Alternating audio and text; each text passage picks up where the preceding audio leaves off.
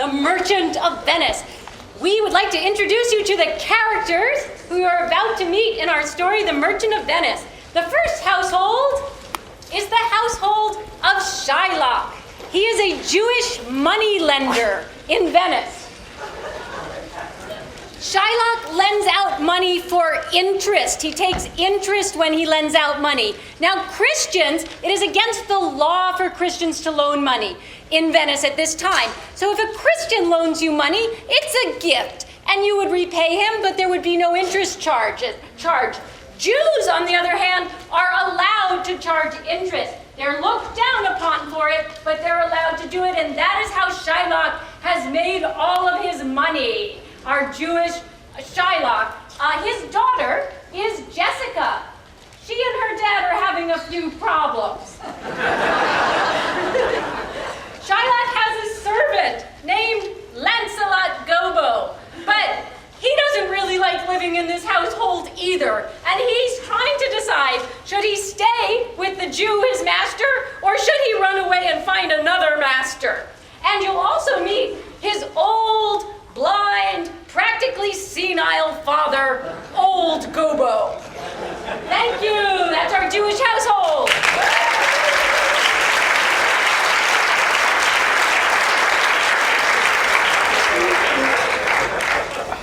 The next group of characters who you are going to meet are the Christian gentlemen of Venice. And first and foremost among them is Antonio, the oldest and richest and wisest of the gentlemen of Venice. He has many, many trading ships that go out to various places laden with goods which get sold and come back full of money. That's how he earns his living. But there's a certain amount of risk involved with your ships going out. They are subject to potentially to shipwreck. So he's never quite sure about his business ventures. He has a young friend, Bassanio, who comes to him at the beginning of the play and asks him if Antonio can loan him some money. And when Antonio says, oh, all my money's out with my ships, but he says, I'll get you a loan. I'll get some money for you. Bassanio needs the money because he is in love with a young woman, and he needs to bring her gifts and woo her. And that's why he needs the money. You will also meet Salario, Salanio, Graciano, young dudes in Venice who spend a lot of time hanging out, having fun, partying in various ways, and then Lorenzo, who's desperately in love with someone who he shouldn't be in love with, Jessica, Shylock the Jew's daughter. Thank you, young men of Venice.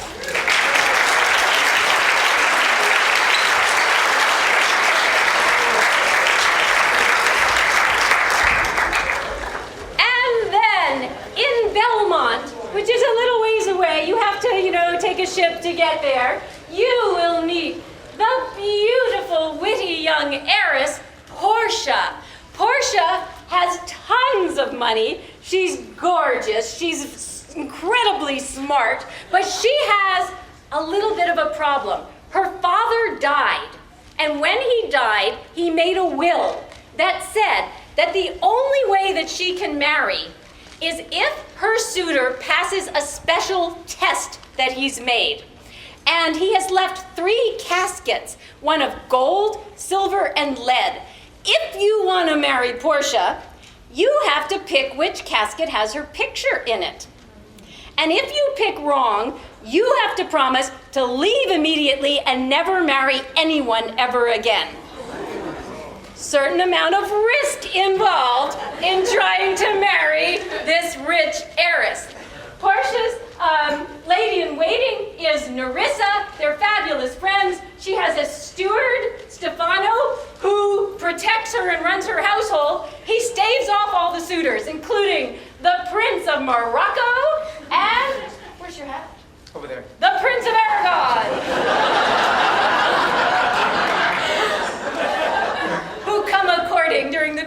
play. Thanks, guys. Thanks, Belmont.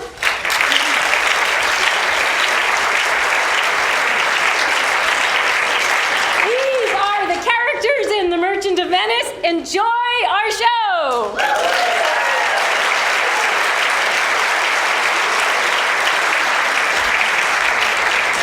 All right, you want your chance to get your money back? Let me get my money back. Come on. Let's go. Let's roll. Yeah. Let's do it again. In. Come on, give them to me. Give them to me. Oh, Do it again. Come on. Life's about chances. Come on now. That's right. You want in? Put some more in. Come on, There come you on. go. Let's do this. Lady luck be with me. Come on. Oh yeah. Yeah. Oh. Take that. Oh, okay. Tell you what. All in. Come on. All in. Let's do this. Here we go. Woo! Yes, God. Yes, indeed. Thank you very much. Can't believe you took all that. Oh yeah. Antonio. Antonio, my good friend. How are you? In sooth, I know not why I am so sad. It wearies me. You say it wearies you, but how I caught it, found it, or came by it, what stuff 'tis made of, whereof it is born, I am to learn. It's such a want which sadness makes of me that I have much ado to know myself. Your mind is tossing on the ocean. There with your argosies, with portly sail like signors and rich burghers on the flood. Believe me, sir, had I such venture forth, the better part of my affections would be on my hopes abroad. I should be still blocking the grass to know where sits the wind. Peering in maps, reports, piers, and every object that might make me fear misfortune, my adventures, out of doubt, would make me sad. My wind cooling my broth would blow me to an ague when I thought would harm a wind too great at sea might do. Believe me, no. I thank my fortune for it. My ventures are not to one vessel trusted, nor to one place, nor is my whole estate upon the fortune of this present year. Therefore, my merchandise makes me not sad. Why, then you are in love? Fine. Not in love neither. Then let us say you are sad because you are not married. 'Twere easy for you to laugh and to leap and to say you are married because you're not sad. Here comes Bassanio, thy most noble kinsman. Graziano Lorenzo, fare thee well. We leave you now in better company. Good morrow, my good lord. Good seniors both. When shall we laugh? Say when. You grow exceeding strange. Must it be so? We'll make our leisures attend unto yours. My lord, Bassanio, since you have found Antonio, we too will leave you, but at dinner time. I pray you have in mind where we must meet. I will not fail you. You look not well, Senor Antonio. You have too much respect upon the world. They lose it, they do buy with much care. I hold the world but as the world, Graziano. A stage where every man must play a part, and mine a sad one. Let me play the fool. With mirth and laughter, let old wrinkles come. And let my liver rather heat with wine than my heart cool with mortifying groans. And why should a man whose blood is warm within sit like a statue cut in alabaster? There are a sort of man who purpose to be dressed in opinion of wisdom, gravity, profound conceit, as who should say I am Sir Oracle, and when I open my lips, let no dog bark. Woo! Oh, my Antonio, I do know of these, that therefore only reputed wise for saying nothing. I am very sure that they would, should they speak, they would almost damn the very ears, which when hearing them, would call their brothers fools. I'll tell thee more of this another time, but fish not with this melancholy bait, for this fool gudgy in this opinion. Come, go, Lorenzo, fare ye well a while. I'll end my exhortation after dinner. Well, we will leave you then till dinner time. I must be one of these same dumb wise men, for Graziano never lets me speak. Well, come with me. Keep me company but 2 more years, and thou shalt not know the sound of thine own tongue. Graziano speaks an infinite deal of nothing, more than any man in all Venice. His reasons are as 2 grains of wheat hid in 2 bushels of chaff. You shall seek all day ere you find them, and when you have them, they are not worth the search. Well, tell me now about the lady to whom you swore a secret pilgrimage that you today promised to tell me of. 'Tis not unknown to you, Antonio, how much I have disabled mine own estate.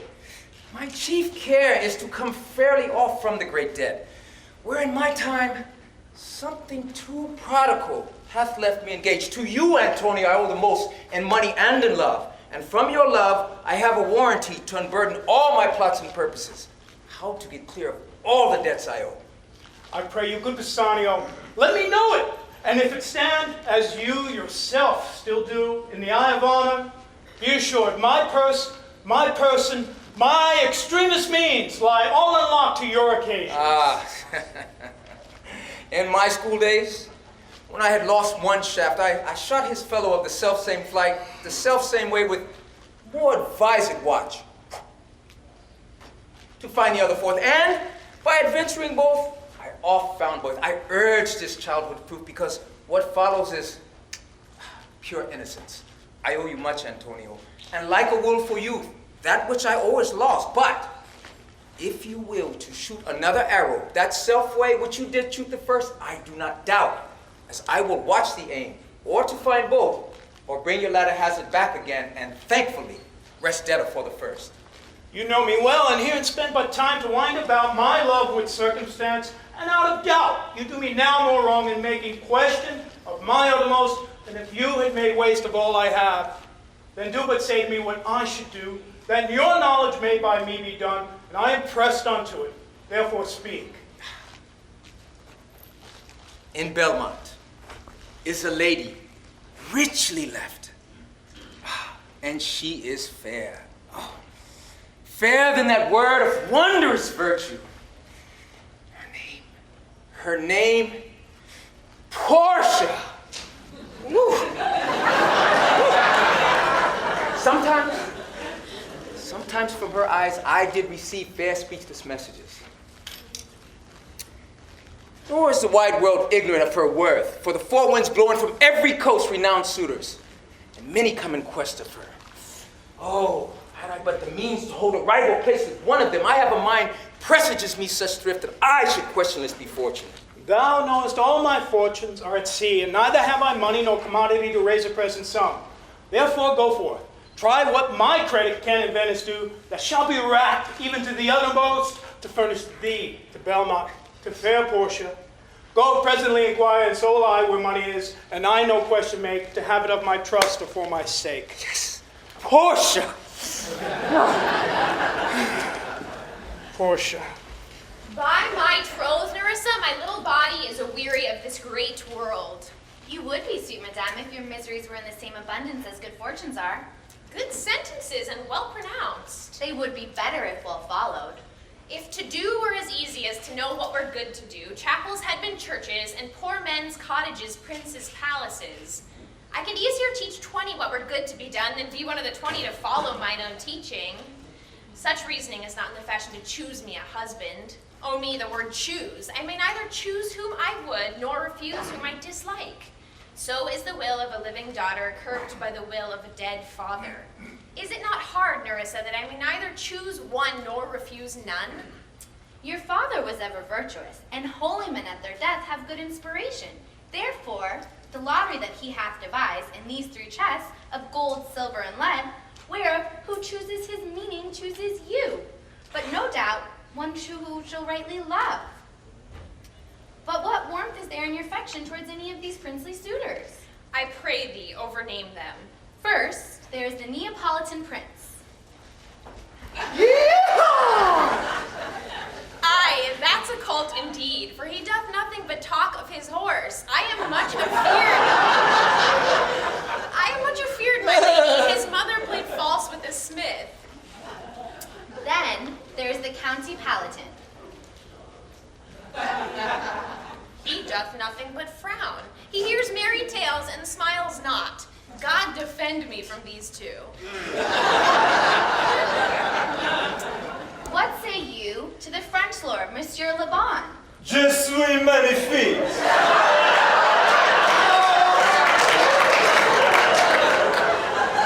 You know I say nothing to him, for he understands not me nor I him. He is a proper man's picture, but alas, who can converse with a dumb show? How like you, the young German, the Duke of Saxony's nephew? The fertilizers. I fertilized. Most vilely in the morning when he he is sober, and even more vilely in the afternoon when he is drunk.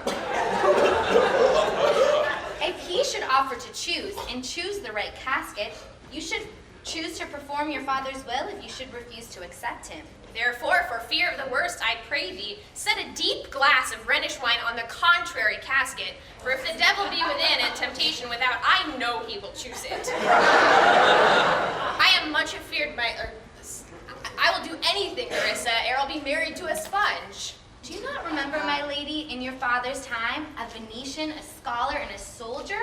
He came hither in the company of the Marquis of Montferrat. Yes, it was Bassanio, as I think he was so called.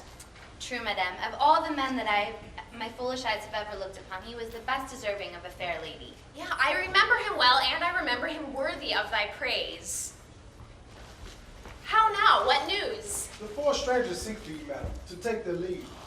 And a forerunner come from a fifth, the Prince of Morocco, who brings word the prince, his master, will be here tonight.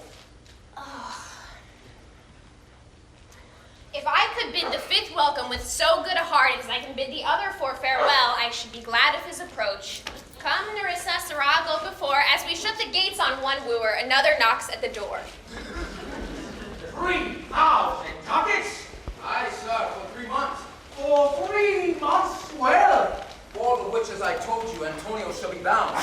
Antonio shall be bound. May you stead me? Will you pleasure me? Shall I know your answer?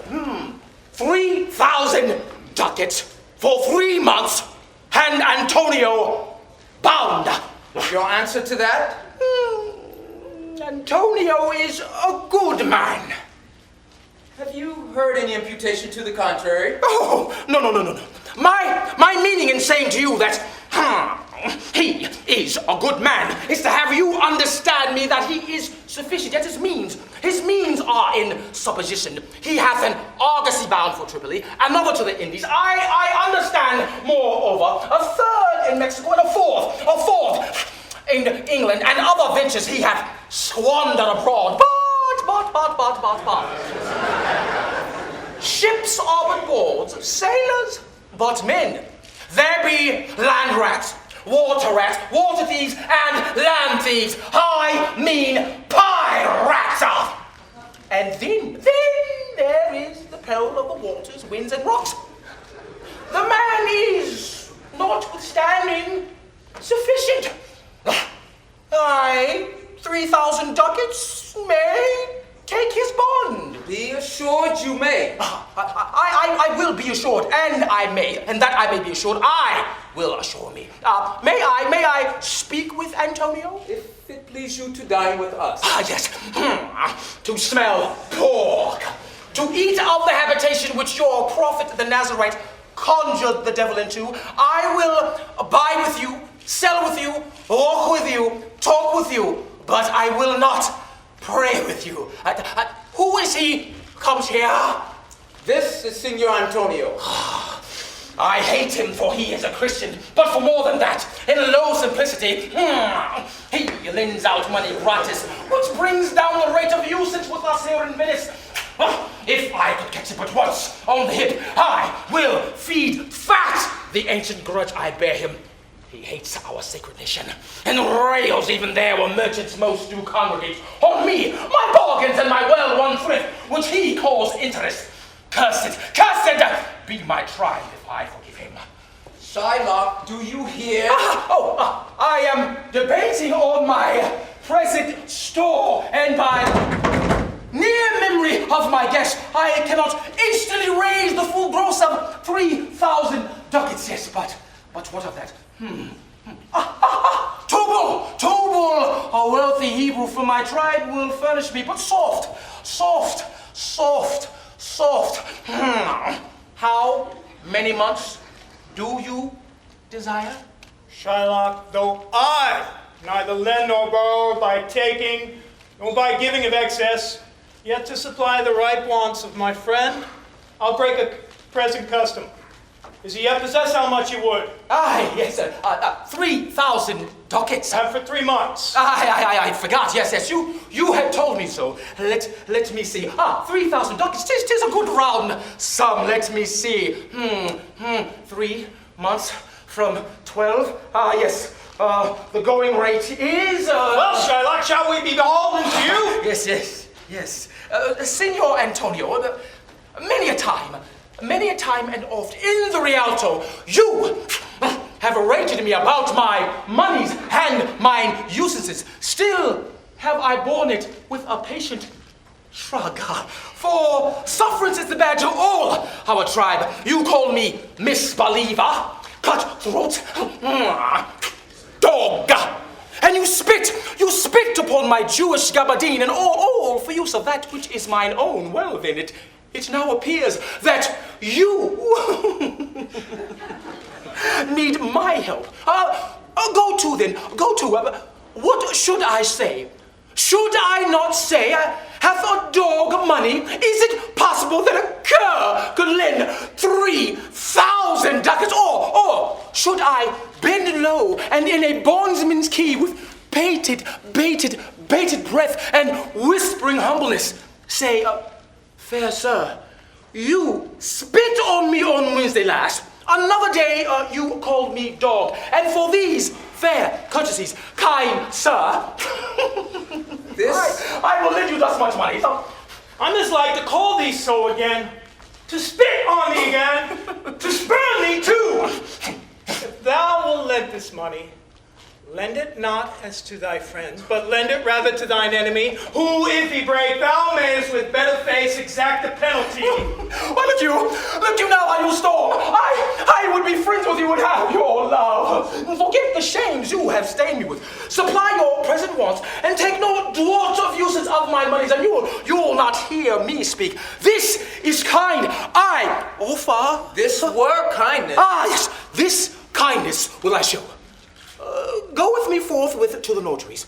Seal me there your single band, and in a merry sport, if you repay me not on such a day, such place, or such sums that are expressed in the condition, let the forfeit be nominated for an equal pound of your fair flesh, which shall be cut off and taken in what part of your body that pleaseth me.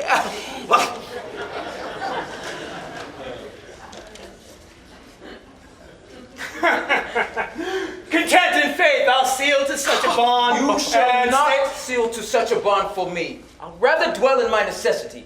Come on. Within these 2 months, that's a month before this bond expires, I do expect return of three times the value of this bond. Oh, Father Abraham, what these Christians are, whose own hard dealings teach them suspect the thoughts of others. I pray you, tell me this. If he should break his day by the exaction of the forfeiture, if he should break his day, what profit shall I gain by the exaction of the forfeiture? A pound of a man's flesh is not so estimable. Profitable, I dare say, a pound of flesh of muttons, beefs, or goats. I say, to buy his favor, I extend this friendship, if he will take it. So, if not, do, and for my love, I pray you, wrong me not. Shylock, I will seal unto this bond.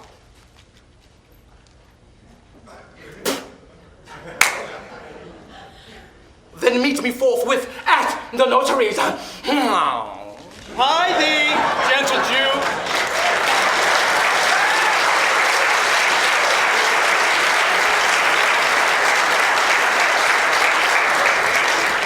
The Hebrew word term Christian, he grows kind.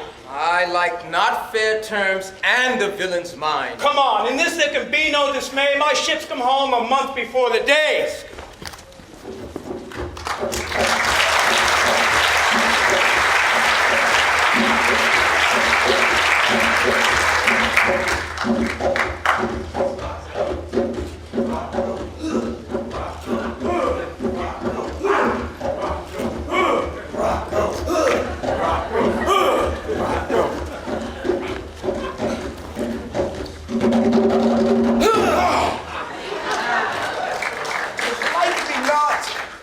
My complexion, for the shadowed livery of the burnished sun, to whom I am never and nearly bred. Bring me the fairest creature northward born, where Phoebus' fire scarce thaws the icicles, and let us make incision for your love, to prove whose blood is reddest, his or mine. I tell thee, lady, this aspect of mine has feared thee valiant. By my love I swear, the best regarded virgins of our clime have loved it too. I shall not change this hue, except to steal your thoughts, my gentle queen. In terms of choice, I am not solely led by nice direction of a maiden's eyes. Besides, the lottery of my destiny bars me the right of voluntary choosing. Therefore, I pray you, lead me to the caskets by this scimitar that slew the Sophie and the Persian prince, that won 3 fields from the Sultan of Suleiman.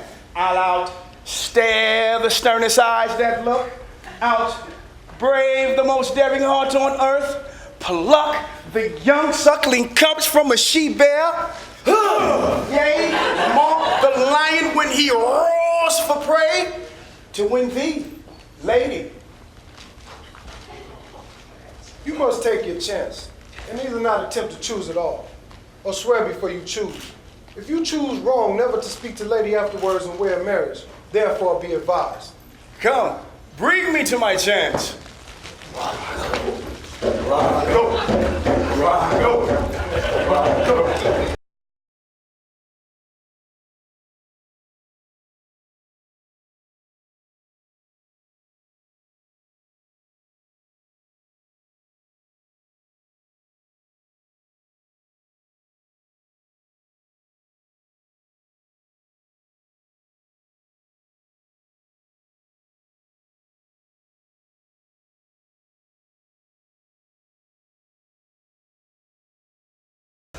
Certainly my conscience will serve me to run from the Jew, my master. The fiend is at mine elbow and tempts me by saying to me, Gobbo, Lancelot Gobbo, good Lancelot, or good Gobbo, or good Lancelot Gobbo. Take the start, use your legs, run away! Well, my conscience hanging about the neck of my heart says very wisely to me, my honest friend Lancelot, being an honest man's son, or rather, an honest woman's son. For indeed, my father did something smack, something grow too. He had a kind of taste. Well, my conscience says, Lancelot, budge not. Budge, says the fiend. Budge not, says my conscience. Conscience, say I. You counsel well. Fiend, say I. You counsel well. To be ruled by my conscience, I should stay with the Jew, my master, who, God bless the mark, he is a kind of devil! And to run from the Jew, I should be ruled by the fiend, who, saving your reverence, he is the devil himself! Certainly the Jew is a very devil incarnate, and my conscience is but a kind of hard conscience to offer to counsel me to stay with the Jew. The fiend gives a more friendly advice. I will run, fiend. My heels are at your command. I will run.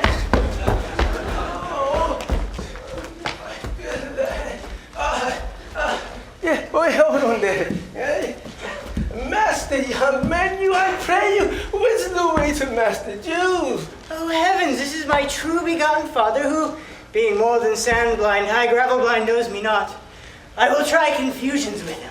Master, young gentleman, which is the way to Master Jew? Turn up on your right hand at the next turning, at the very next turning of all, on your left. Mary at the very next turning. Turn of no hand, but turn down indirectly to the Jew's house. By God's mercy, it would be a hard way to hit.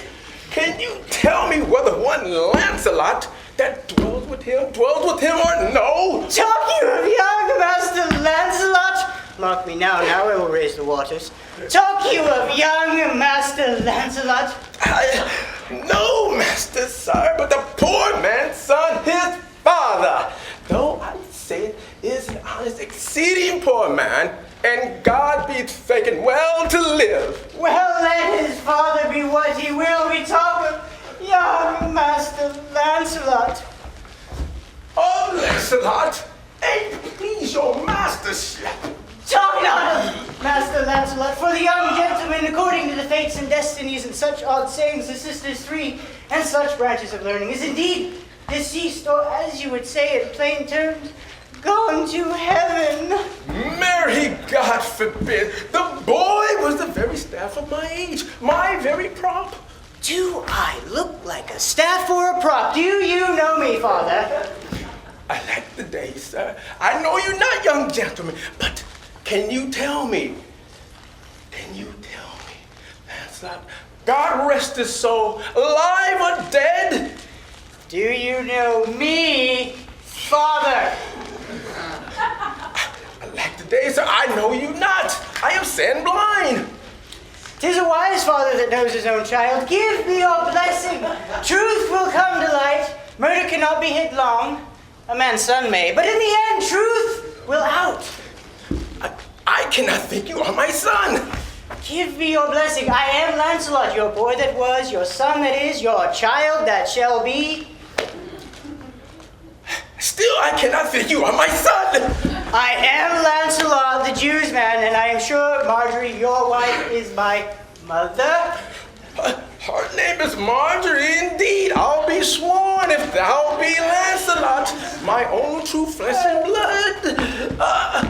But, doggone it, Lord, how have thou changed? Yes, how have thou changed in thy direct? Can you, tell me, are you Lancelot? I am Lancelot, the Jew's man. Give my master a present, would you? Give him a present, my master is a very Jew. I am famished in his service. You may tell every finger I have with my ribs. Oh, Father, I'm glad you are come. Give your present to one Master Bassanio. If I serve him not, I shall run as far as God has made me. Don't be like this. Like that. Rare fortune. Here comes the man. To him, Father, for I am a Jew if I serve the Jew any longer. To him, Father. God bless your worship.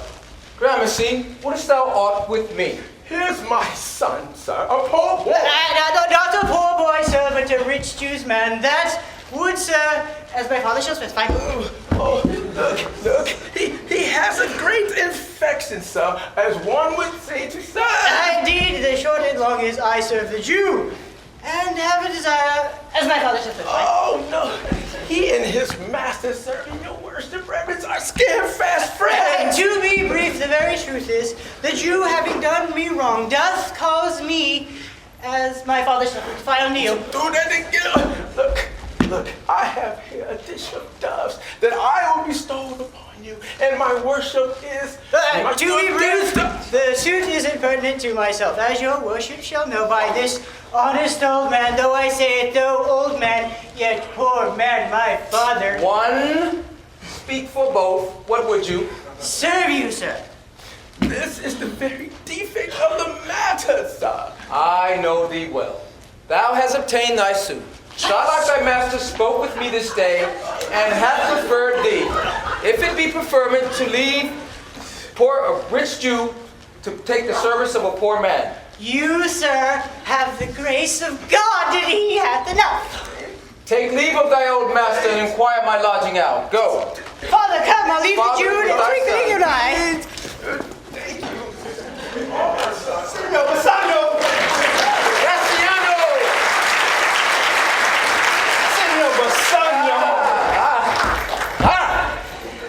I have a suit to you. You have obtained it. You must not deny me. I must go with you to Belmont. Why, then you must.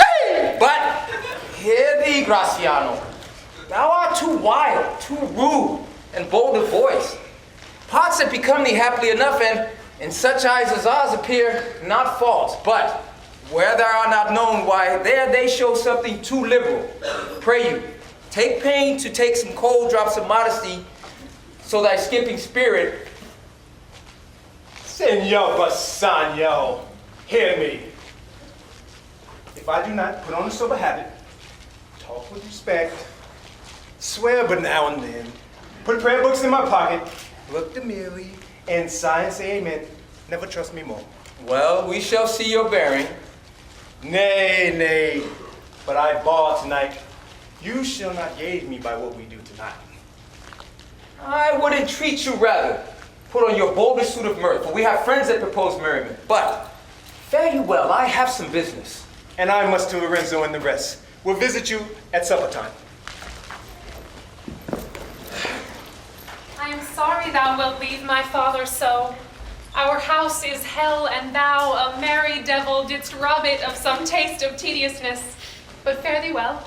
There is a ducat for thee. And Lancelot, soon at supper shalt thou see Lorenzo, who is thy new master's guest. Give him this letter. Do it secretly. And so farewell. I would not have my father see me and talk with thee. Adieu. Tears exhibit my tongue. Most beautiful pagan, most sweet Jew. These foolish drops do something, drown my manly spirit.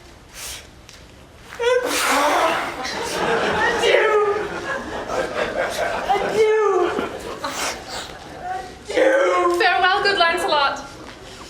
Alack, what heinous sin is it in me to be ashamed to be my father's child? But though I am a daughter to his blood, I am not to his manners. Oh, Lorenzo, if thou keep promise, I shall end this strife, become a Christian and thy loving wife.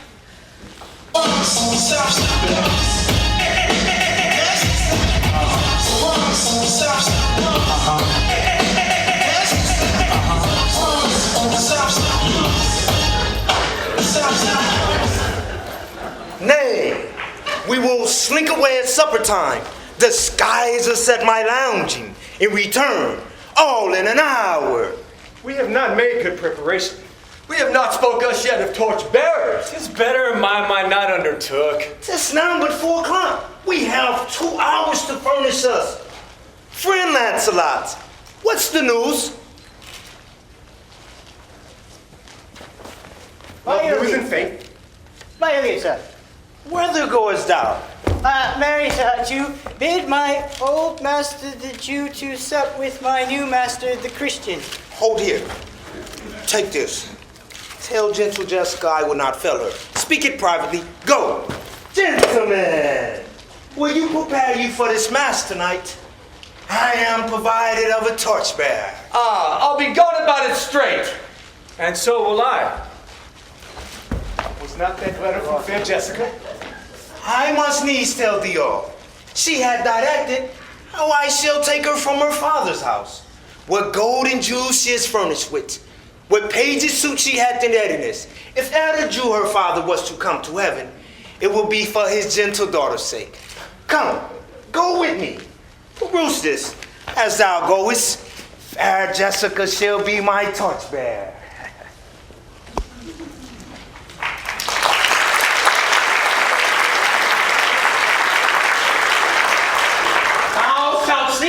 Thou shalt see the difference of old Shylock and Bassanio. What? Jessica? Jessica, thou shalt not go mandize as thou hast done with me. To sleep and snore. Why, Jessica, I say. Why, Jessica? Who bid thee call? I did not bid thee call. Your worship is wont to tell me I can do nothing without bidding. Call you? What is your will? My Jessica, yes, I am bid forth for supper. Here are my keys. Look to my house. I am not bid forth for love, but yes, I'll go in hate to feed upon the prodigal Christian. Oh, just look to my house. I am right loath to go. There is some ill brewing towards my rest, for I did dream of money bags tonight. I beseech you, sir, go. My young master doth expect your reproach. So do I his. I will not say you shall see a mask, but if you do, it was not for nothing that my nose fell a-bleeding on Black Monday last, or on Ash Wednesday in the afternoon.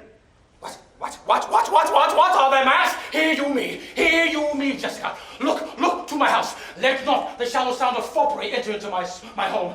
Oh, by Jacob's staff, I have no mind for feasting forth tonight, but I will go. Yes, I will go. Go you before me, sir. I say I will come. I will go before, sir. Mistress, look out the window for all of this. There will come a Christian boy, will be worth the Jew aside. What says the fool of Hagar's offspring, huh? Words were farewell, mistress, nothing else. Ah, yes.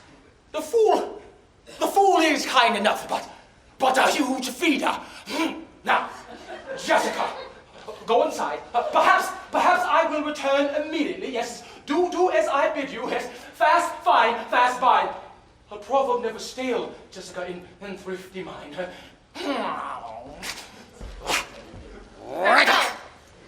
And if my fortune be not crossed, I have a father, you a daughter, lost.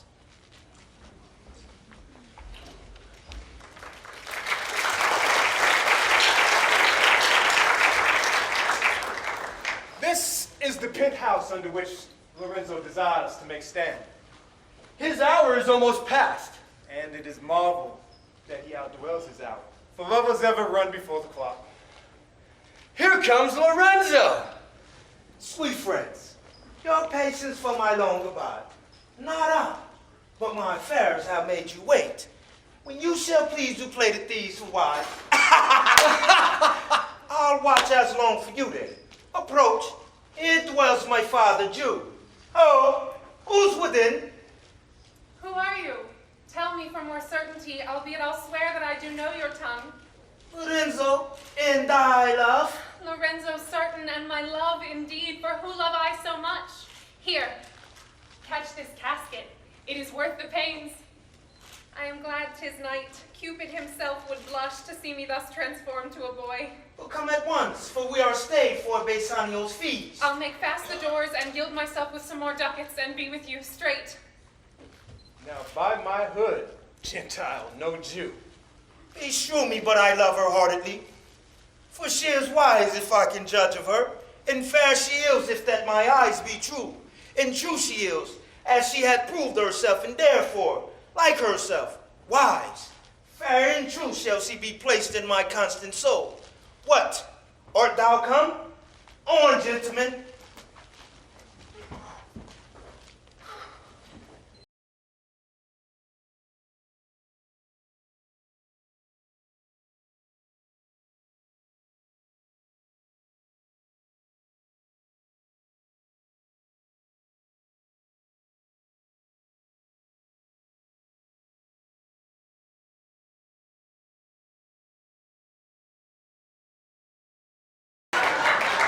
Our masking mates by this time for us stay.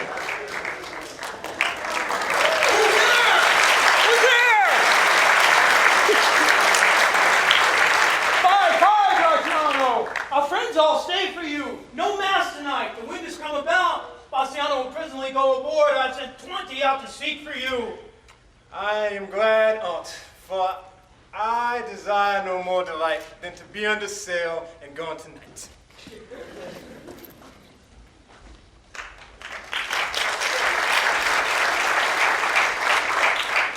draw aside the casket and discover these caskets for this noble prince. Rocco, Rocco, Rocco, Rocco, Rocco. Now make your choice. The first of gold, this inscription bears, who chooses me shall gain what many men desire. The second, silver, which this promise carries, who chooses me shall get as much as he deserves. The third, dull lead, with warning all is blunt, who chooses me must give and hazard all he had. How shall I know if I choose the right? The one of them contains my picture, Prince. If you do choose it, then I am yours withal. Let me see. Who chooses me must give and hazard all he had. Must give for what? Lead? Hazard for lead? This casket threatens. I'll no give no hazard aught for lead. Who chooses me shall get as much as he deserves. As much as he deserves, as much as I deserve. Why, that is the lady. I do in birth deserve her, and in fortunes, in graces, and in qualities of breeding, but much more than these, in love I do deserve. What if I strayed here and chose no further? Let's see once more the saying engraved in gold. Who chooses me shall get as much as he deserves. Why, that's the lady. For all the world desires her. From the four corners of the earth they come. One of these three contains a heavenly picture. It's like that lead contains her. Twere damnation to think such base a thought. Or shall I think in silver she's immured, being 10 times undervalued to try gold? Oh, sinful thought. Never so rich a gem was set in worse than gold. Deliver me the key, for here do I choose and thrive as I may. There, take it, and if my form lie there, then I am yours withal.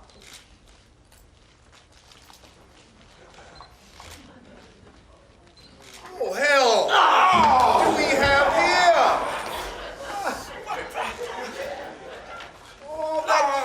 All that glitters is not gold. Often have you heard that told. Many a man his life has sold, but my outside to behold. Gilded tombs do worms enfold. Had thou been as wise as bold, young in limbs and judgments old, your answer had not been inscrolled. Fare ye well, your suit is cold. Cold indeed, and labor lost. Farewell heat and welcome frost. Poor shall I do, for I have too grieved a heart to take such tedious leave. Thus losers part. Go.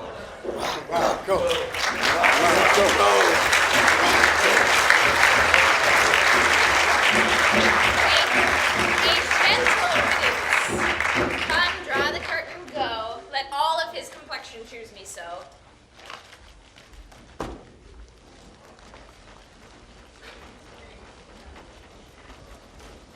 Why, man, I saw Bassanio under sail. With him was Graciano gone along.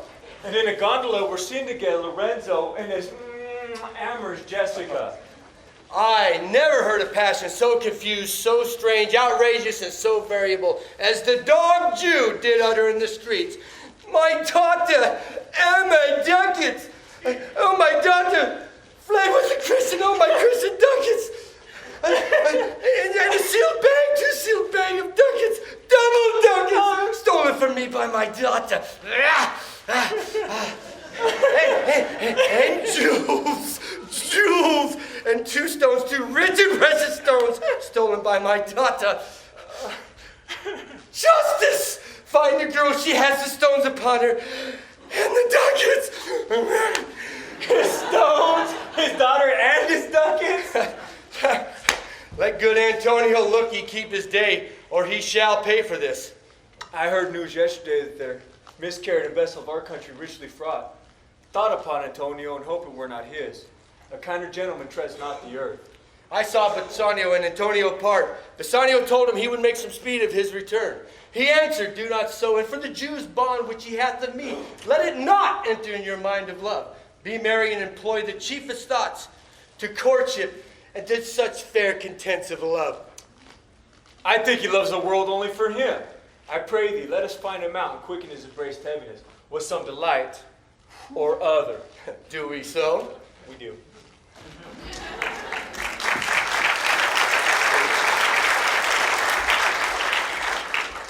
The Prince of Aragon has taken his oath.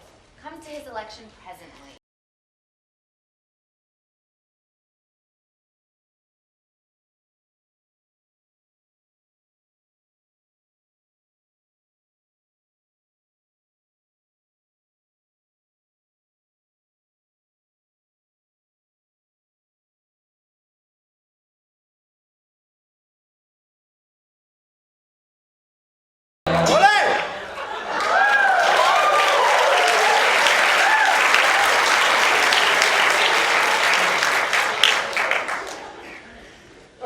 Yes. Here stand the caskets, noble prince. Ah, yes. I am enjoined by oath to observe 3 things. Yes! First, never to unfold to anyone which casket was I chose. Next, Dos! if I fail the right casket, Never in my life to woo a maid in way of marriage. Lastly, and Finn, if I do fail in fortune of my choice, immediately to leave you and be gone. To these injunctions everyone doth swear who comes to hazard for my worthless self. Fortune now to my heart's hope. Gold, silver, and base lead. Puh. Puh. Who chooseth me must give in hazard all he had. You shall look fair ere I give all hazard. What says the golden chest? Let me see. Who chooseth me shall gain what many men desire. What many men desire? That many may be meant to the fool multitude who choose by show. I will not choose what many men desire, because I will not rank myself with the commoner spirits and rank me with the barbarous multitudes. Why then to thee, thou silver treasure house, who chooseth me shall get as much as he deserves. As much as he deserves. I shall assume desert. Olé! Olé! Give me the key for this, and instantly unlock my fortunes here.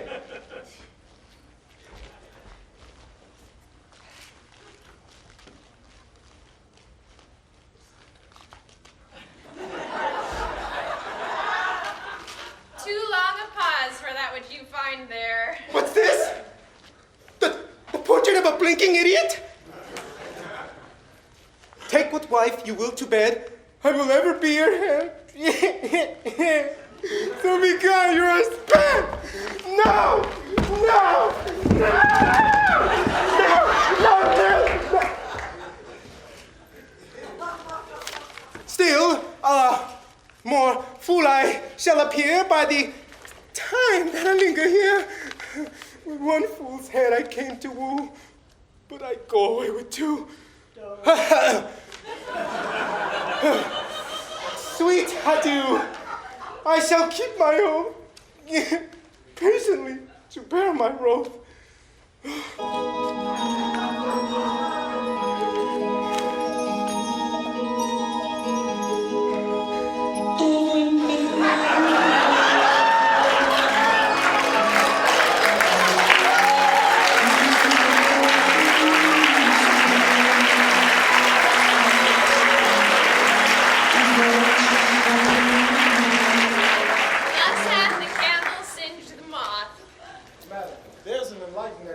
A young Venetian who brings gift of rich value. Yet I have never seen such an ambassador of love. A day in April never came so sweet. Come, come, Nerissa, for I long to see quick Cupid's post which comes so mannerly. Bassanio, my love, let it be.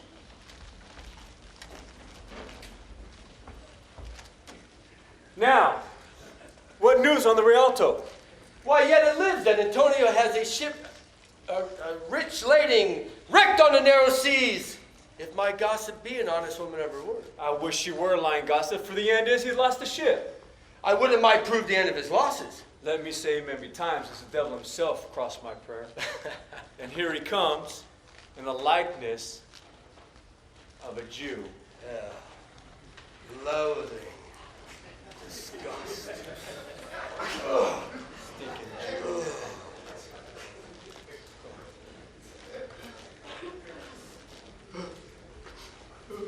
How now, Shylock? How now, Shylock? How now, Shylock? How now? How now, Shylock?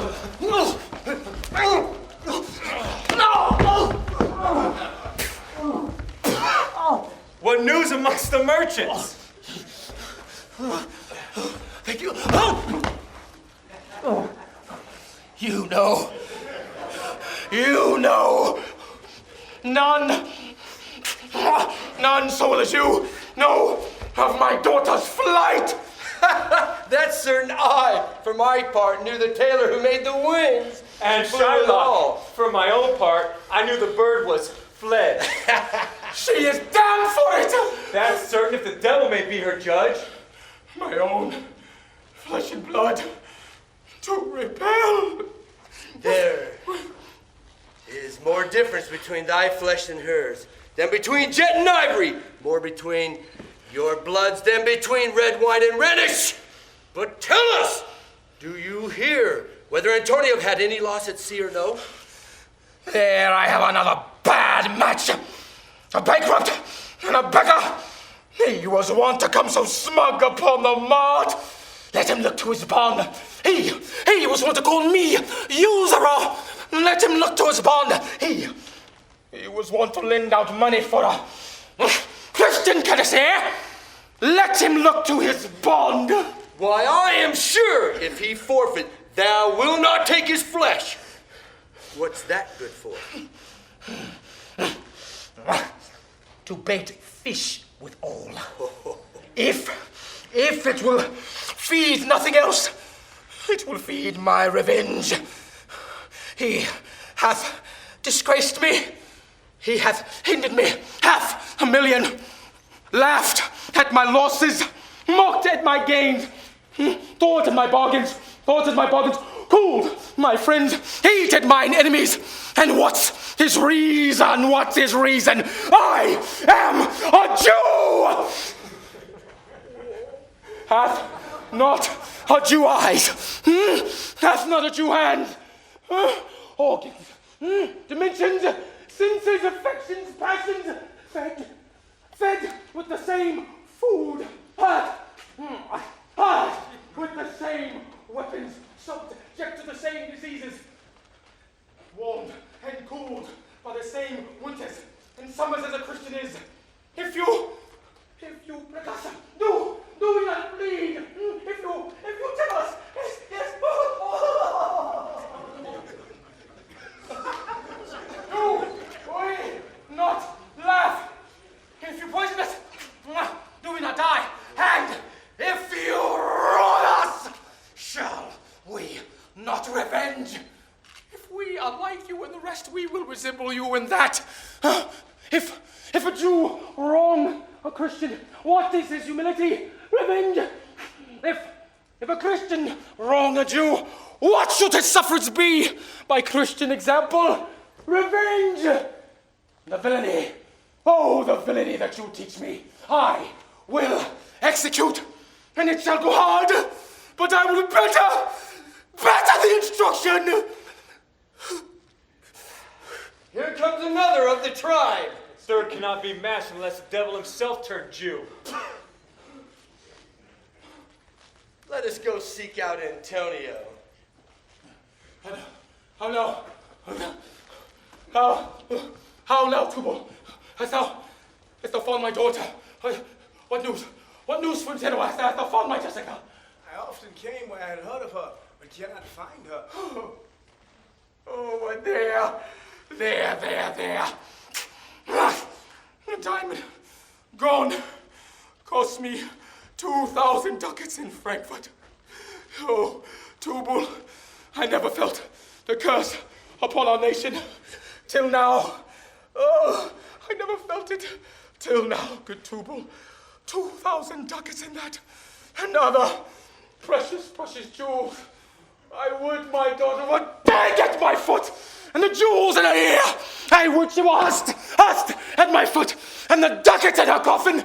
No news of them, and I know not what's spent in the search. Oh, the loss, the poor loss, the thief gone with so much to find the thief and no satisfaction, Tubal. No revenge! Yet other men have ill luck too. Antonio, so I've heard, in Genoa. What? Ill luck? Had an argosy cast away coming from Tripoli? Oh, I thank you. Is it true? I spoke with some of the sailors that escaped the wreck. I thank thee, good Tubal. Good news. Good news. Oh, where? In Genoa? Your daughter spent in Genoa, as I heard. 1 night and 4 score ducats. Whoa! Thou stickest fixes a dagger in me. I shall never see my gold again. 4 ducats at a sitting. 4 ducats. There came diverse creditors of Antonio's in my company to Venice that swear he cannot choose but pray. Oh, I am very glad of it. I will plague him. I will torture him. I am glad of it. One of them showed me a ring he had of your daughter for a monkey. Oh!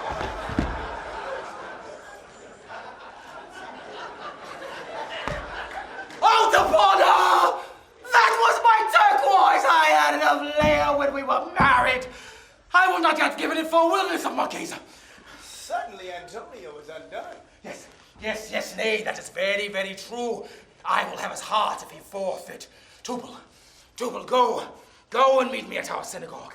At our synagogue, Tubal, yes, go.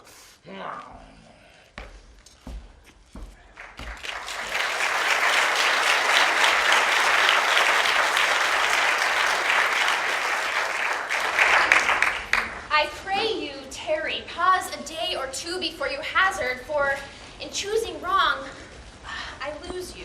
Therefore forbear a while. I would detain you here some month or two before you venture for me. I could teach you how to choose right, but I am then forsworn. So will I never be. Be true your eyes, they have o'erlooked me and divided me. One half of me is yours, the other half yours. Mine own, I would say, but if mine, then yours, and so all yours. Let me choose, for as I am, I live upon the rack. But let me to my fortune and the caskets. Away then, I am locked in one of them. If you do love me, you will find me out.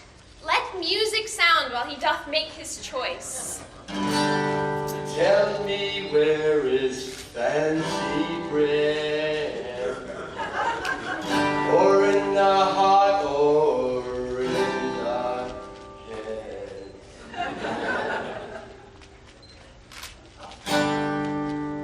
Yes, indeed, I forgot the word. Reply, it is engendered in the eyes, with gazing fed and fancy light, in the cradle where it lies. Let us all ring our fancy bell. I'll begin it, ding dong bell.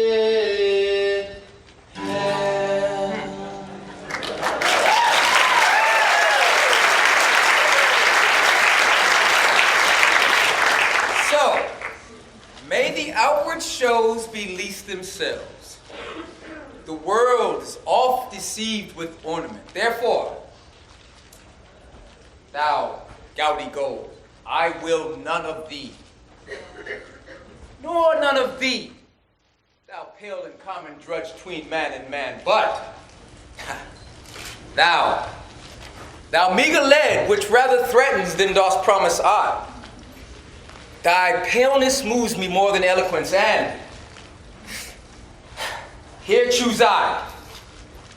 Joy be the consequence. Oh, be moderate, allay thy ecstasy. What find I here?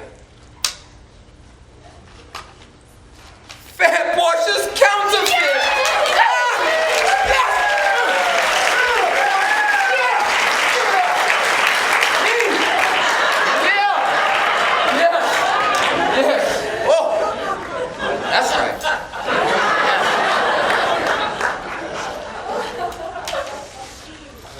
You that choose not by the view, chance is fair, choose is true.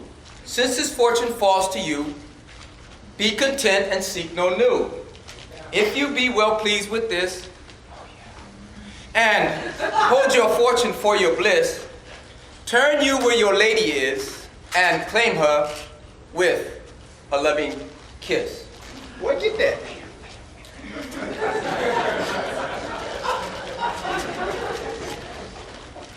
Fair ladies, by your leave. I come by note to give and to receive. So thrice, fair lady, kneel I even so, as doubtful whether what I see be true, until confirmed, signed, ratified by you. Myself and what is mine to you and yours is now converted. I was the lord of this fair mansion, master of my servants, and queen o'er myself. And even now, but now, this house, these servants, and this same myself are yours, my lord. I give them with this ring, which when thou part from, lose, or give away, let it presage the ruin of your love. Madam, you have bereft me of all words, but when this ring parts from this finger, then parts life from hence. Oh, then be bold to say, Bassanio is dead! My lord and lady, it is now our time. We have stood by to see our wishes prosper. To cry good joy, my lord and lady.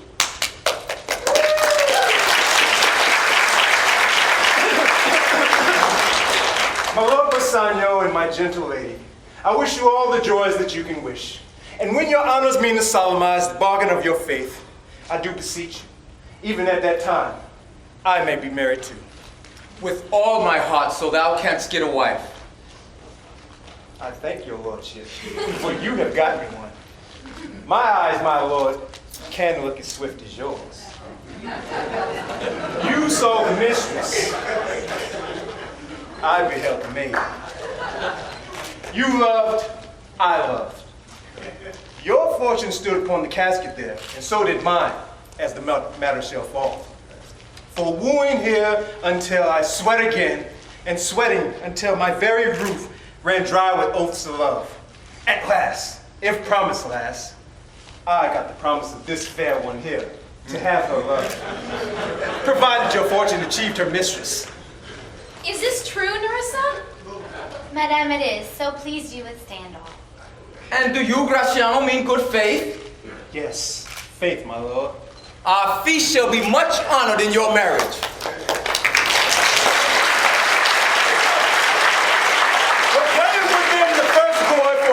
Ducats. But who comes here? Lorenzo and his infidel. What? And my old Venetian friend Salario? Lorenzo and Salario, welcome hither. If that the youth of my new interest here have power to bid you welcome. By your leave, my very countrymen and friends. Welcome. So do I, my lord. They are entirely welcome. I thank your honor. Signor Antonio commends him to you. Pray you, tell me how my good friend doth. Not sick, my lord, unless it be in mine, nor well unless in mine. His letter there will show you his estate. Nerissa, cheer young stranger, bid her welcome. There are some rude contents in yon same paper that steals the color from Bassanio's cheek. Ah, sweet Portia. Here are a few of the unpleasantest words that ever blotted paper. Gentle lady, when I did first impart my love to you, I freely told you all the wealth I had ran in my veins. I was a gentleman, and then I told you true. And yet, dear lady, rating myself as nothing, you shall see how much I was a braggart. When I told you my state was nothing, I should then have told you I was worse than nothing. For indeed, I have engaged myself to a dear friend, engaged my friend to his mere enemy to feed my means. But is this true, Salario? Have all his ventures failed? What, not one hit from Tripoli, Mexico, and England, from Lisbon, Barbary, and India? And not one vessel escaped the dreadful touch of merchant mooring rocks? Not one, my lord. Besides, it should appear that if he had the present money to discharge the Jew, he would not take it. He plies the Duke at morning and at night, and doth impeach the freedom of the state, if they deny him justice. 20 merchants, the Duke himself, and the Magnificos of greatest port have all persuaded with him, but none can drive him from his envious plea of forfeiture, of justice, and his bond. When I was with him, I have heard him swear to Tubal. He would rather have Antonio's flesh than 20 times the value of the sum that he did owe him. And I know, my lord, if law, authority, and power deny not, it will go hard with poor Antonio. Is it your dear friend that is thus in trouble? Yes, the dearest friend, the kindest man. What sum owes he the Jew? For me, 3,000 ducats. What, no more?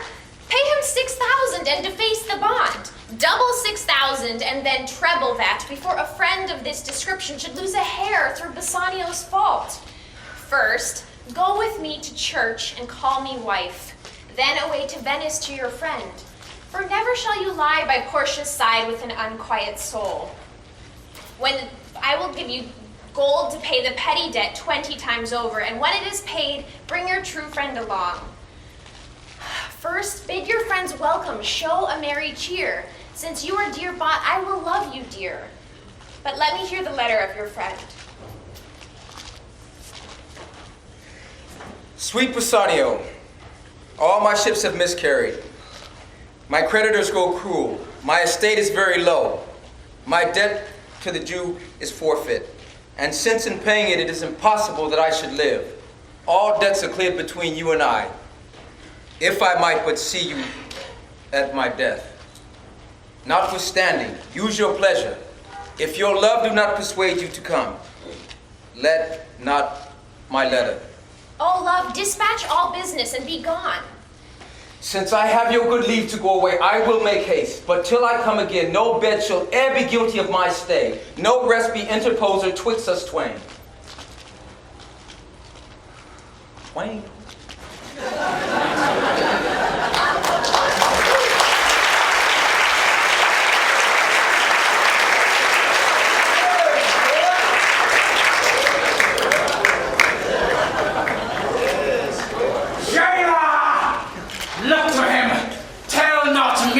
Of mercy. This is the fool that lent out money gratis. Jailer, look to him. Hear me yet, good Shylock. I will have my bond. Speak not against my bond. I have sworn an oath in heaven. Thou callest me dog before thou hast the cause. But since I'm a dog, beware my fangs. The Duke shall grant me justice. I pray thee, hear me speak. I will have my bond. I will not hear thee speak. I will not be made a soft, dull-eyed fool to shake the head at, relent, sigh, and yield to Christian intercessors. I will have my bond. Follow not. I will have no more speaking. I will have my bond. I want my money. Most impenetrable cur that ever kept with men. Let him alone. I'll follow him no more with bootless prayers. He seeks my life. His reason well I know. I have oft delivered from his forfeitures many that have at times made moan to me. Therefore he hates me. I'm certain the Duke will never allow this forfeiture to hold. The Duke cannot deny the course of law for the commodity that strangers have with us in Venice. If it be denied, will much impeach the justice of his state. Therefore go, these griefs and losses have so baited me that I shall hardly spare a pound of flesh tomorrow to my bloody creditor. Well, jailer on, pray God Bassanio come to see me pay his debt, and then I care not.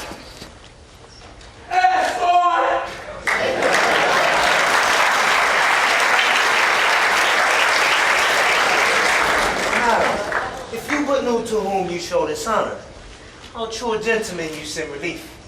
Oh, dear lover of my lord your husband, I know you would be proud of the work and customary bounty can enforce you.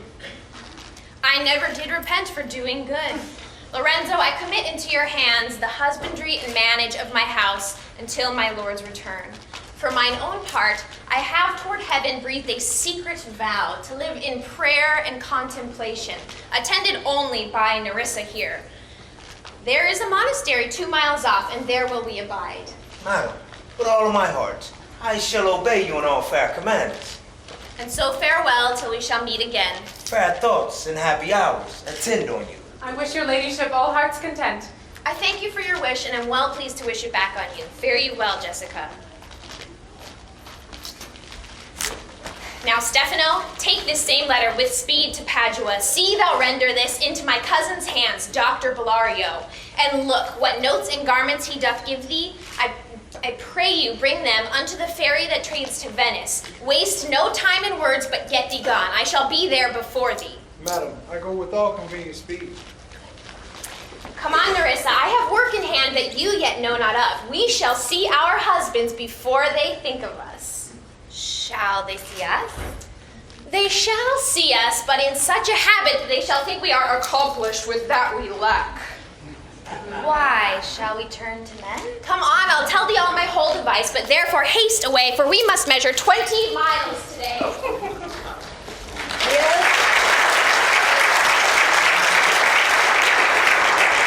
Yes, truly, for look you, the sins of the father are to be laid upon the children.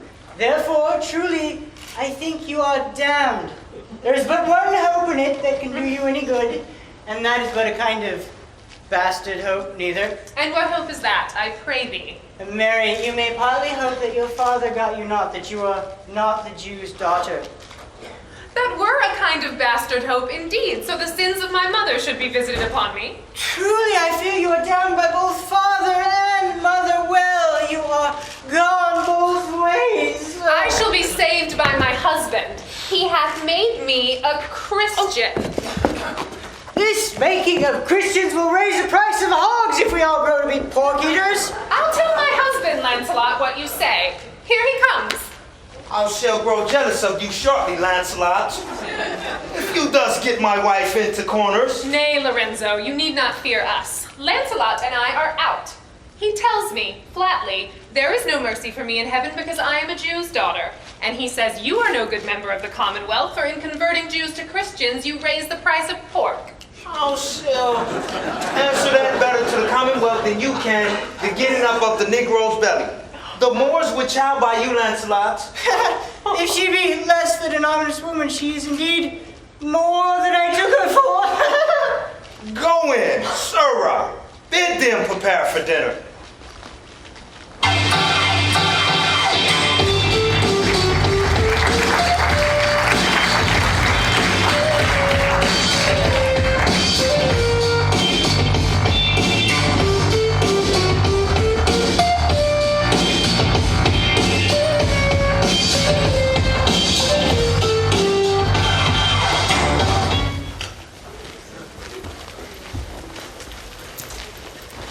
What? Is Antonio here? Ready, so please your grace. I'm sorry for thee. Thou art come to answer a stony adversary, an inhuman wretch, incapable of pity, void and empty from any dram of mercy. I am armed to suffer with a quietness of spirit the very tyranny and rage of his. Go one and call the Jew into court. He is ready at the door. He come, my lord. Stop. Yes. Hands off, hands off, hands off, infidels, hands off! Make room, and let him stand before our face. Shylock, the world thinks, and I think so too, that thou but leadest this fashion of thy malice to the last hour of act, and then, 'tis thought, thou wilt show thy mercy and remorse. More strange than is thy strange apparent cruelty. And where thou now exact the penalty, which is a pound of this poor merchant's flesh, thou will not only lose the forfeiture, but touch with human gentleness and love. Forgive a moiety of the principal, glancing an eye of pity on his losses, which have of late so huddled on his back. We all expect a gentle answer, Jew.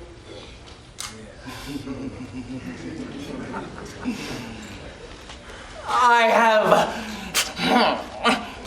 possessed your grace of what I purpose, and by our holy Sabbath have I sworn to have the due and forfeit of my bond. If you deny it, let the danger light upon your charter and your city's freedom. You will ask me Why, I rather to have a pound of a weight of carrying flesh than to receive 3,000 ducats. I'll not answer that, but say it is my humor. Is it answered? What if my house be troubled with a rat, and I be pleased to pay 10,000 ducats to have it baned? Is it answered? Some men there are love not a gaping pig. Some are mad if they behold a cat, as there is no firm reason why he cannot abide a gaping pig, why he a harmless necessary cat. So can I give no reason, nor will I not. More than a margin hate and a certain loathing I bear Antonio, that I follow thus a losing suit against him. You answered! This is no answer, thou unfeeling man. I am not bound to excuse the current of thy cruelty. Please thee with my answers. Do all men kill the things they do not love? Hates anything a man he would not kill? Every offense is not a hate at first. What? Would you have the serpent sting thee twice?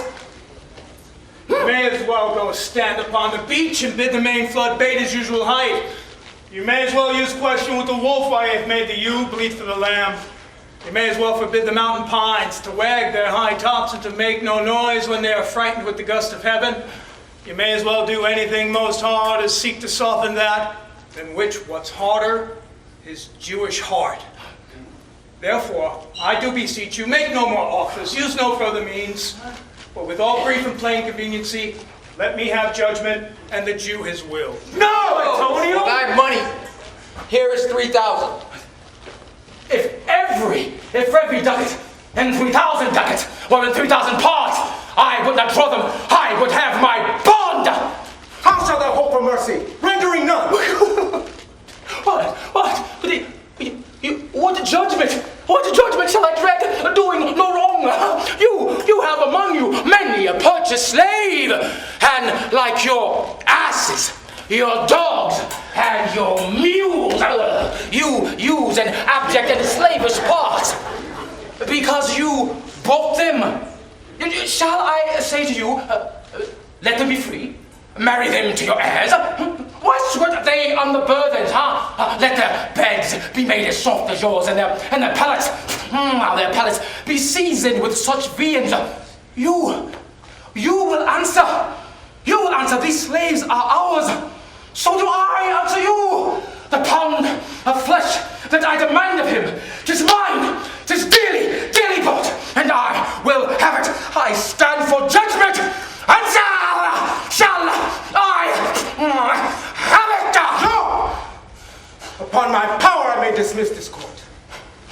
Unless Bellario, a learned doctor whom I have sent for to determine this, come here today. My lord, here stays without a messenger with letters from the doctor, new come from Padua. Bring us the letter. Call in the messenger.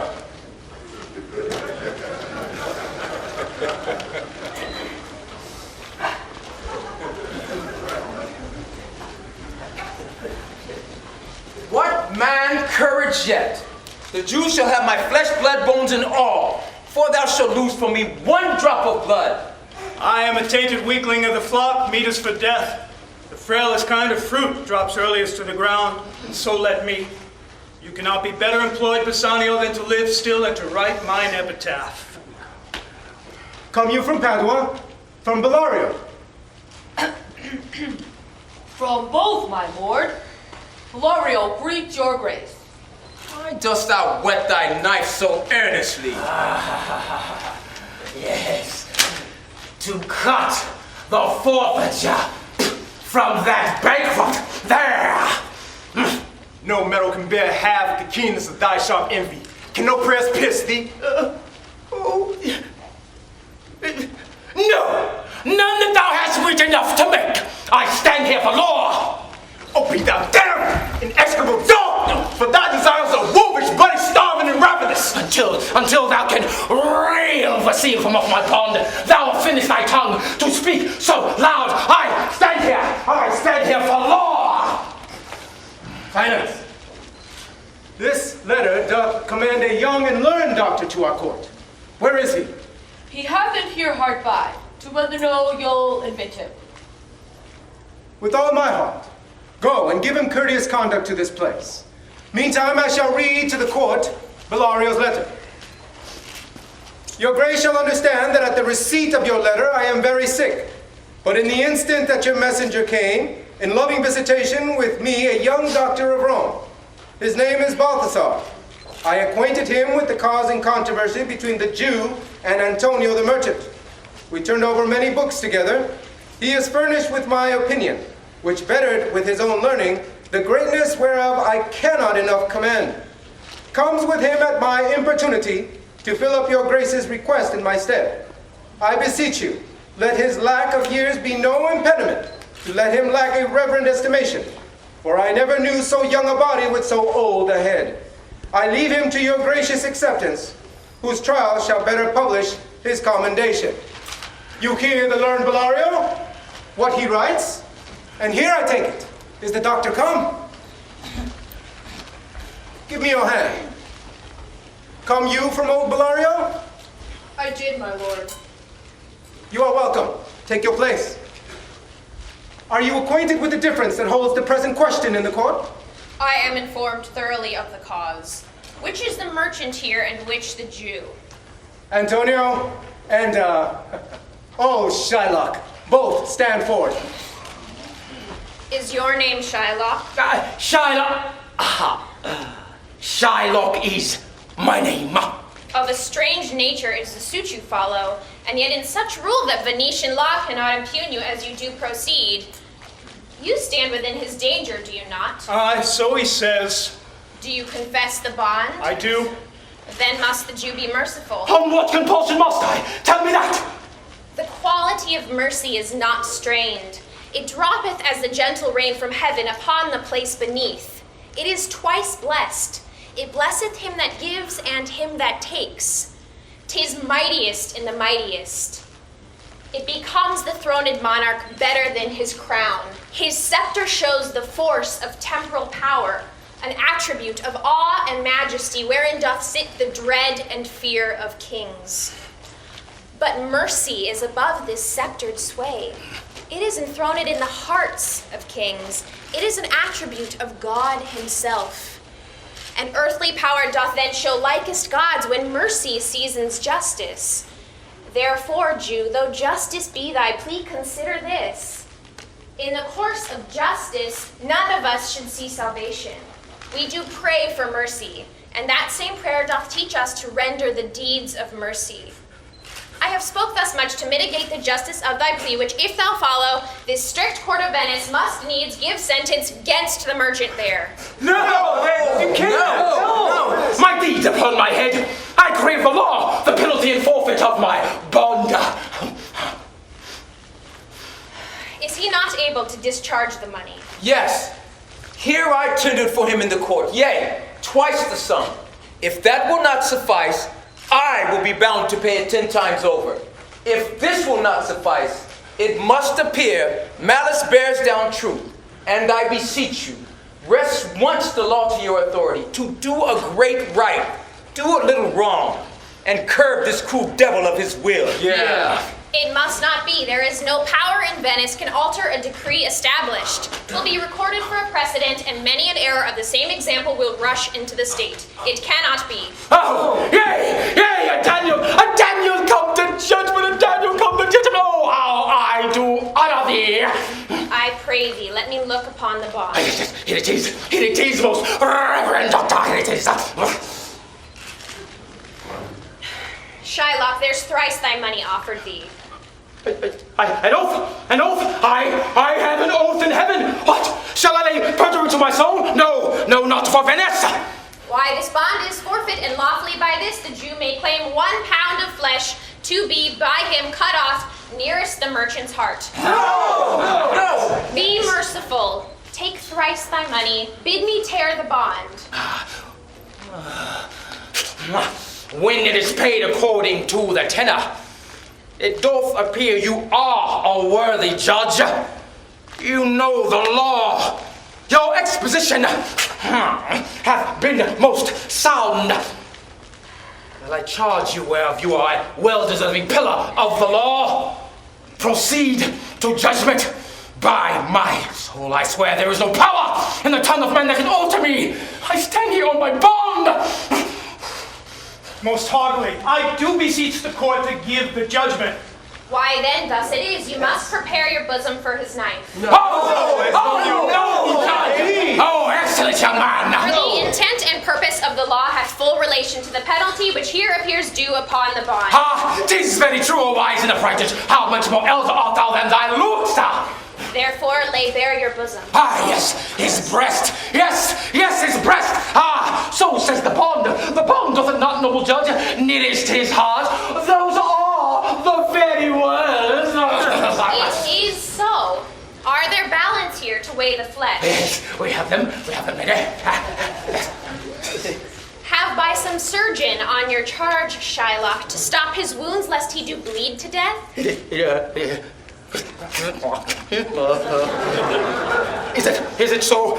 it so nominated in the bond? It is not so expressed, but what of that? Were good you would do so much for charity. Charity?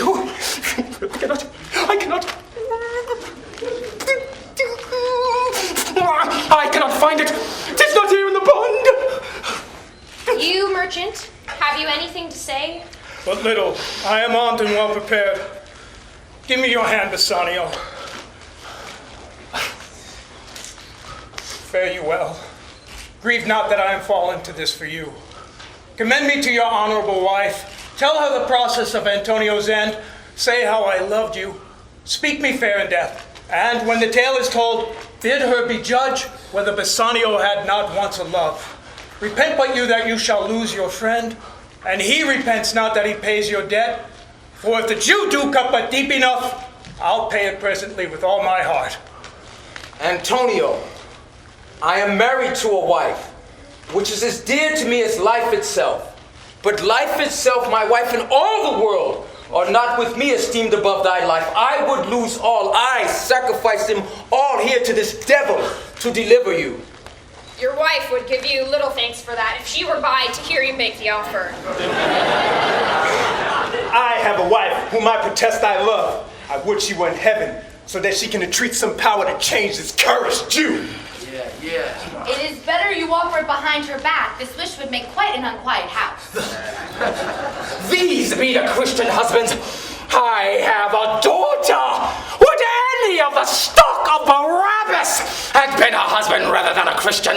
Oh, would ye trifle time? I pray thee, pursue sentence. A pound of that same merchant's flesh is thine. The court awards it, and the law doth give it. And you must cut this flesh from off his breast. The law allows it, and the court awards it. Most rightful judge! Yes, most learned judge. Come, a sentence. Come, prepare. We Jew, there is something else. This bond doth give thee here no jot of blood. The words expressly are a pound of flesh. Take then thy bond, take thou thy pound of flesh, but in the cutting it, if thou dost shed one drop of Christian blood, thy lands and goods are, by the laws of Venice, confiscate unto the state of Venice. Upright judge, mark Jew, a learned judge. Is that the law? Thyself shalt see the act, for as thou urgest justice, be assured thou shalt have justice more than thou desire. Oh, learned judge, mark Jew, an upright judge. Why then I take this offer, pay the bond price, and let the Christian go. Where is the money? Soft. The Jew shall have all justice. Soft, no haste. He shall have nothing but the penalty and his bond. Upright judge, mark Jew, learned judge. Therefore, prepare thee to cut off the flesh. Shed thou no blood, nor cut thou less, nor more than just a pound of flesh. If thou cuttest more or less than a just pound, be it but so much as makes it light or heavy in the substance, or the division of the 20th Nay, if the scale do turn but in the estimation of a hair, thou diest, and all thy goods are confiscated. Daniel! Second Daniel, I say. Now, infidel, I have you on the hip. The devil give him good of it. I'll stay no longer question. Tarry, Jew, the law hath yet another hold on you. It is enacted in the laws of Venice, if it be proved against an alien, that by direct or indirect attempts he seek the life of any citizen, the party against the which he doth contrive shall seize 1/2 his goods, and the rest comes to the privy coffer of the state. His life lies in the mercy of the Duke only, against all other voice. In which predicament, I say thou standst. Down, therefore, and beg mercy of the Duke. Beg that thou mayest have leave to hang thyself, and yet thy wealth being confiscated of the state, thy house not left the value of a coin. Therefore, thou must be hung at the state's charge. That thou shalt see the difference of our spirits. I pardon thee thy life before thou ask it, or half thy wealth. It is Antonio's, and the other half comes to the general estate, which humbleness may drive unto a fine. I for the state, not for Antonio. They take my life and all. Pardon that. You take my house when you don't take the means whereby I sustain my house. You take my life when you take the money by whereby I live. No. What mercy can you render him, Antonio? A halted gratis, nothing else for God's sakes. So please my lord the Duke and all the court, to quit the fine for 1/2 his goods I am content, so he will let me have the other half in use to render it upon his death unto the gentleman that lately stole his daughter. Yeah! 2 things provided more. That for this favor, he presently become a Christian. Yes! The other, that he do record a gift here in the court of all he dies possessed unto his son Lorenzo and his daughter. All right. Yes. Yes. Art thou contented, Jew? What dost thou say?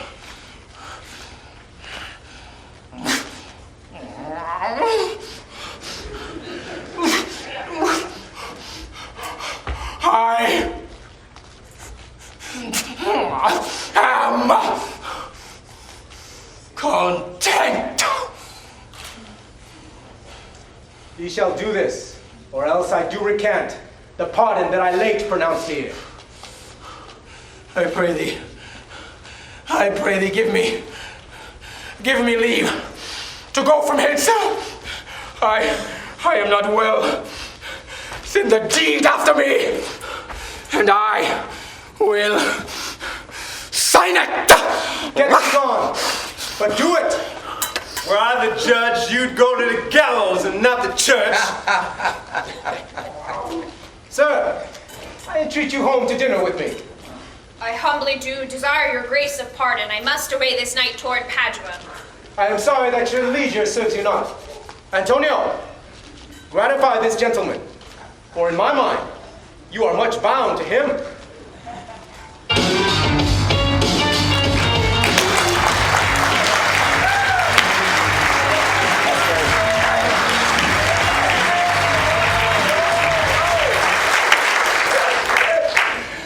Most worthy gentlemen, I, my friend, have by your wisdom been this day acquitted of grievous penalties, in lieu whereof 3,000 ducats due unto the Jew.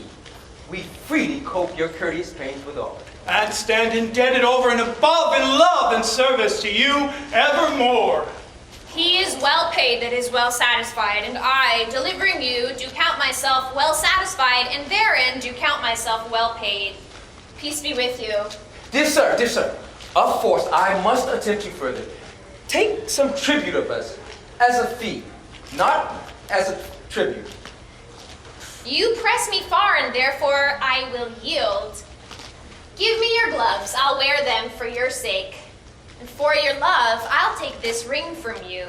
Do not draw back your hand. I'll take no more. This ring, good sir, alas, it is a trifle. I will not shame myself to give you this. I will have nothing else but only this, and now methinks I have a mind to it. There's more depends on this than the value. The dearest ring in Venice will I give you. Only for this I pray you, pardon me. I see, sir, you are liberal in offers. You taught me first to beg, and now methinks you teach me how a beggar should be answered. Dear sir, this ring was given me by my wife. And when she put it on, she made me vow I should neither sell nor give nor lose it. That excuse serves many men to save their gifts. And if your wife be not a mad woman, and know how well I have deserved the gift, she would not hold out enemy forever for giving it to me. My lord Bassanio, give him the ring. Let his deservings and my love withal be valued against your wife's commandment. Go, Graciano. Run and overtake him. Give him the ring and bring him, if thou canst, unto Antonio's house. Away. Make haste. Come. You and I will thither presently, and in the morning early we will fly toward Belmont. Come, Antonio.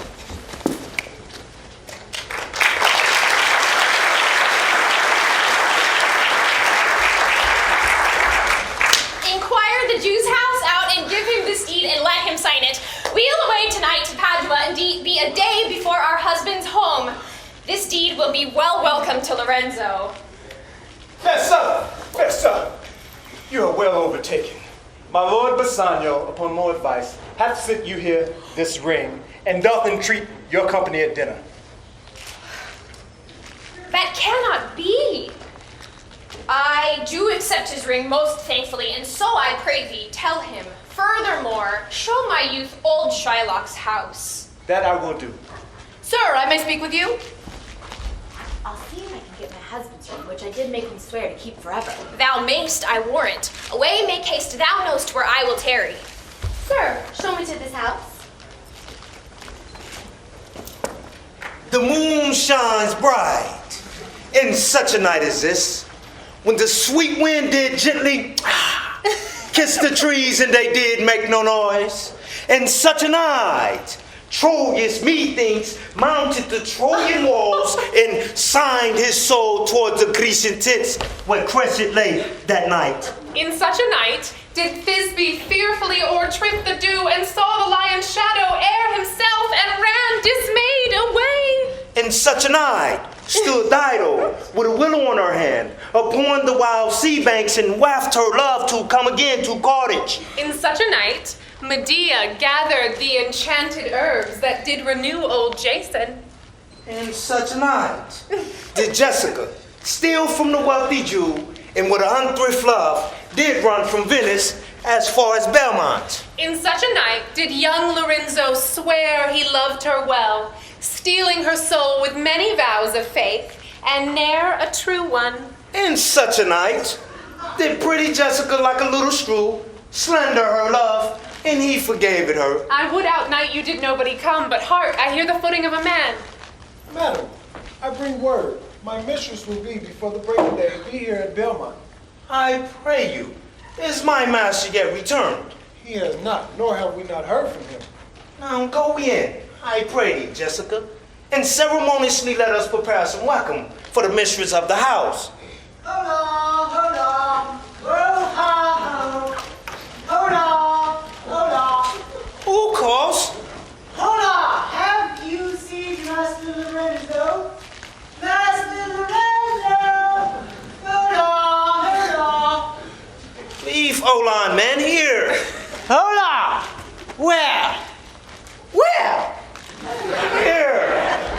There's come a post from my master full of good news. He will be here ere the cock crows. Sweet soul, let's in, and there expect their coming. And yet no matter, why should we go in? My friend Stefano, go in, I pray you, and bring your music forth into the air. How sweet the moonlight sleeps upon this bank. Here, we will sit, and let the sounds of music creep in our ears. Soft stillness in the night becomes the touches of sweet harmony. Sit, Jessica. Look how the floor of heaven is thick and laid with patterns of bright gold. There's not the smallest orb thou which beholdest, but in his motion like an angel sings, such harmony as immortal souls. But whilst this muddy vestures of decay, though grossly close it in, we cannot hear it. Come, oh!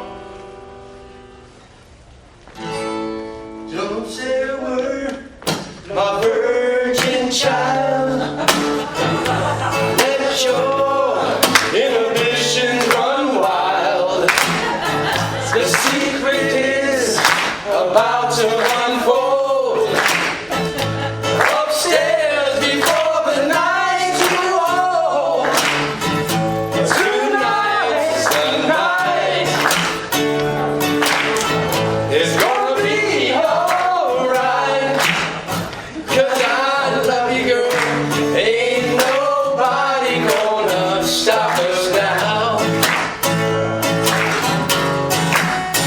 'Cause I love you, girl. Ain't nobody gonna stop us now.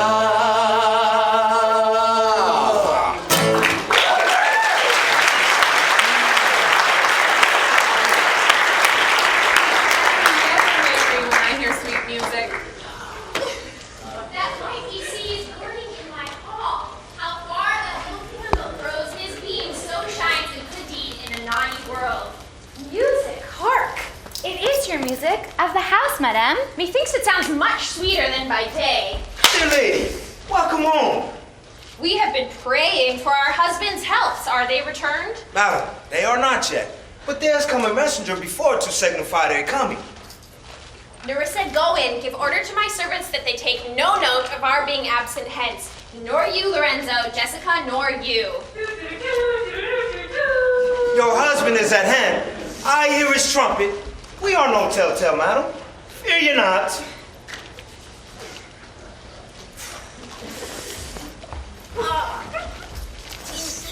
You are welcome home, my lord. I thank you, madam. Give welcome to my friend. This is Antonio, the man who I'm so infinitely bound to. You should be bound to him, for as I hear, he has been much bound for you. No more than I am well acquitted of. Sir, you are very welcome to our house. By yonder moon, I swear you do me wrong. In faith, I give it to the judge's clerk. I wish he were guilt and had it for my part, since you do take it love so much at heart. A quarrel, ho, already? What's the matter?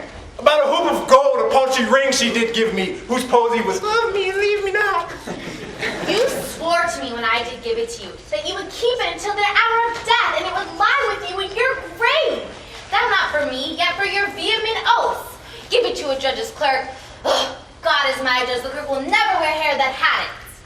He will, and if he lives to be a man. I but wouldn't live to be a man. Now by this hand, I gave it to the judge's clerk. A kind of boy, a little scrubbish boy, no higher than thyself, the judge's clerk. He begged it as a fee of me. I could not for my heart deny it him. You were to blame, I must be plain with you, to part so slightly with your wife's first gift? A thing stuck on with oaths upon your finger, and so riveted with faith unto your flesh? I gave my love a ring and made him swear never to part from it, and here he stands. I dare be sworn for him he would not part from it, nor pluck it from his finger for all the wealth the world masters. Why, I were best to cut my left hand off and swear I lost the ring defending it. My Lord Bassanio, he gave his ring away unto the judge that begged. You snitch! And indeed deserved it too. Then the boy, his clerk, that took some pains in writing, he begged mine too. Neither man nor master would take aught but the 2 rings.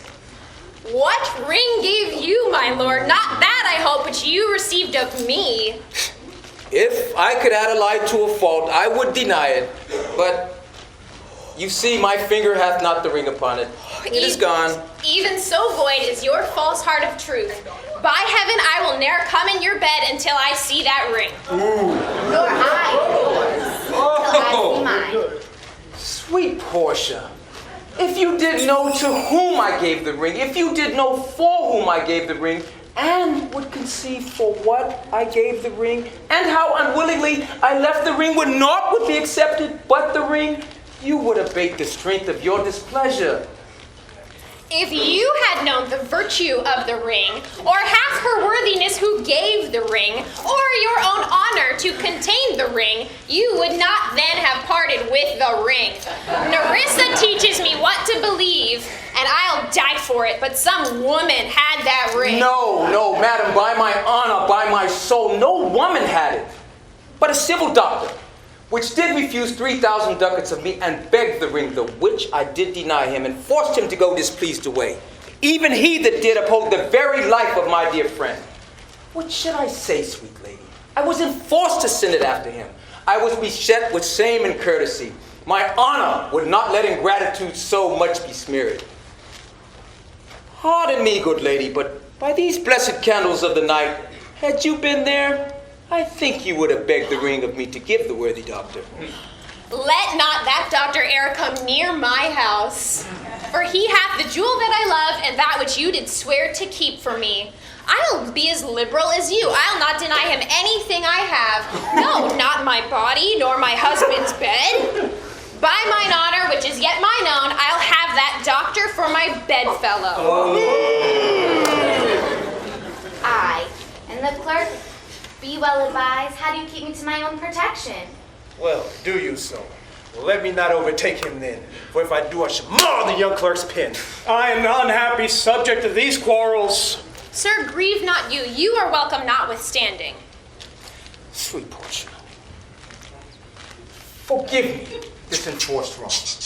And in the hearing of these many friends, I swear to thee, even by thine own fair eyes, when I see myself. Mark you but that, in my eyes he doubly sees himself, in each eye one. Swear by your double self, and there's an oath of credit. Nay, but hear me. Forgive this part of this fault, and by my soul, I swear I never more will break an oath with thee. I once did lend my body for his wealth, which but for him that had your husband's ring, had quite miscarried. I dare be bound again, my soul, upon the forfeit, that your lord will never more break faith advisedly. Then you shall be his surety. Give him this, and bid him keep it better than the other. Here, Lord Bassanio, swear to keep this ring.